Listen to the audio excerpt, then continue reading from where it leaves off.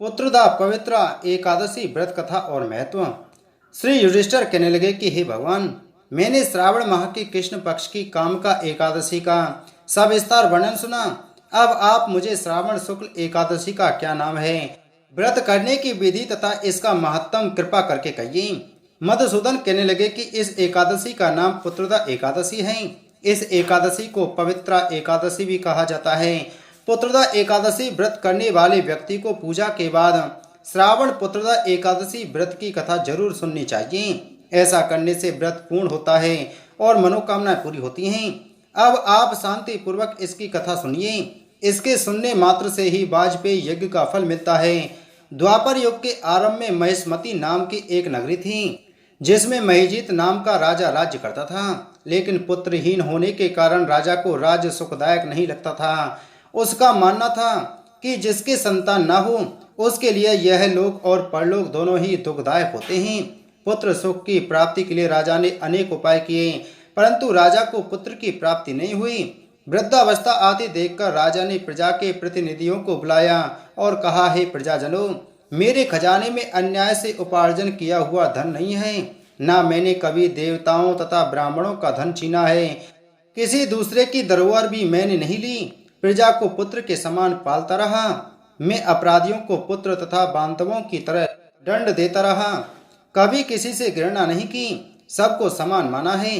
सज्जनों की सदा पूजा करता हूँ। इस प्रकार धर्म युक्त राज्य करते हुए भी मेरे पुत्र नहीं है, सो मैं अत्यंत दुख पा रहा हूँ। इसका क्या कारण है?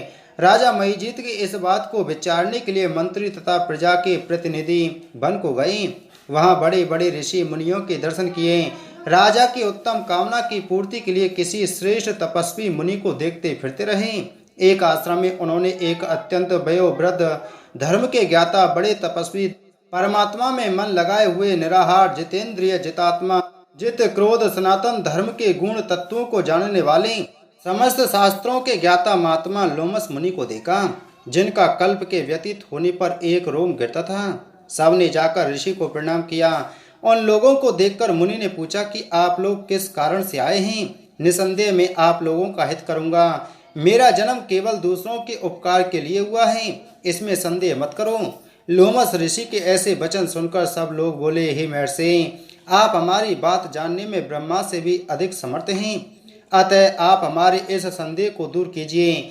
महिष्मती पुरी का धर्मात्मा राजा महिजीत प्रजा का पुत्र के समान पालन करता है, फिर भी वह पुत्रहीन होने के कारण दुखी है। उन लोगों ने आगे कहा कि हम लोग उसकी प्रजा हैं, अतः उसके दुख से हम भी दुखी हैं। आपके दर्शन से हमें पूर्ण विश्वास है कि हमारा यह संकट अवश्य दूर हो जाएगा, क्योंकि महान पुरुषों के दर्शन मात्र से अनेक कष्ट दूर हो जाते हैं। अब आप कृपा करके राजा के पुत्र होने का उपाय बतलाएं।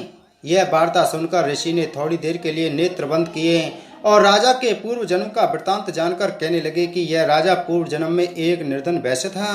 निर्धन होने के कारण इसने कई बुरे कर्म किए। यह एक गांव से दूसरे गांव व्यापार करने जाया करता था। एक समय ज्येष्ठ मास के शुक्ल पक्ष की द्वादशी के दिन मध्याह्न के समय जबकि वह 2 दिन से भूखा प्यासा था, एक जलाशय पर जल पीने गया। उसी स्थान पर एक तत्काल की ब्याही हुई प्यासी गौ जल पी रही थी। राजा ने उस प्यासी गाय को जल पीते हुए हटा दिया और स्वयं जल पीने लगा। इसलिए राजा को यह दुख सहना पड़ा। एकादशी के दिन भूखा रहने से वह राजा हुआ और प्यासी गौ को जल पीते हुए हटाने के कारण पुत्र वियोग का दुख सहना पड़ रहा है।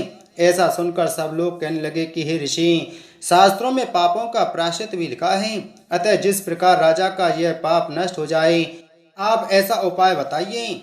लोमस मुनि कहने लगे कि श्रावण शुक्ल पक्ष की एकादशी को, जिसे पुत्रदा एकादशी भी कहते हैं, तुम सब लोग व्रत करो और रात्रि को जागरण करो, तो इससे राजा का यह पूर्व जन्म का पाप अवश्य नष्ट हो जाएगा, साथ ही राजा को पुत्र की अवश्य प्राप्ति होगी।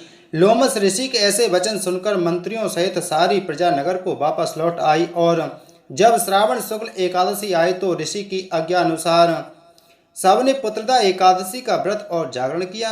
इसके पश्चात द्वादशी के दिन इसके पुण्य का फल राजा को दिया गया। उस पुण्य के प्रभाव से रानी ने गर्भ धारण किया और प्रसव काल समाप्त होने पर उसके एक बड़ा तेजस्वी पुत्र उत्पन्न हुआ। इसलिए हे राजन, इस श्रावण शुक्ल एकादशी का नाम पुत्रता पड़ा। अतः संतान सुख की इच्छा हासिल करने वाले इस व्रत को अवश्य करें।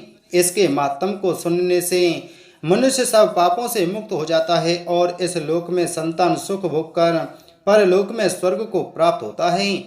बोलो एकादशी महात्म की जय। बोलो श्री कृष्णचंद्र भगवान की जय।